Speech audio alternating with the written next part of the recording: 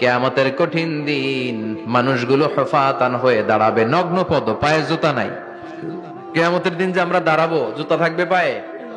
বাটা জুতা, অ্যাপেক্সের জুতা, golf polo club American থাকবে? হ্যাশ পাপিস থাকবে? কিচ্ছু থাকবে না, কিছুই থাকবে না। দাঁড়াও, জুতা ছাড়া দাঁড়াও।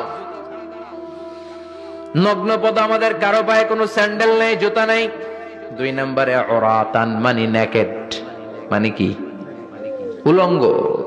নোবডি বিলং এনি গার্মেন্ট, কারো কোনো ড্রেস থাকবে না, নেকেড হয়ে আমরা দাঁড়াবো, জন্মদিনের ড্রেস পরে।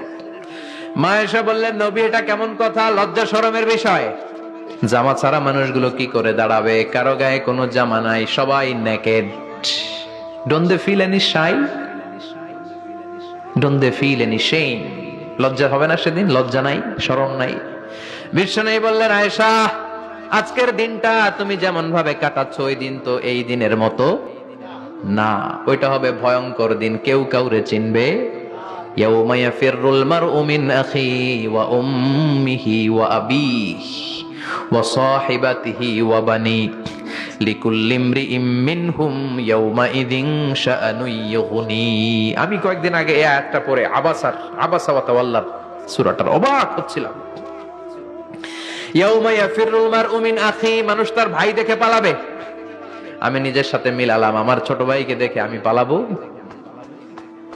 আমাকে দেখে সে পালাবে?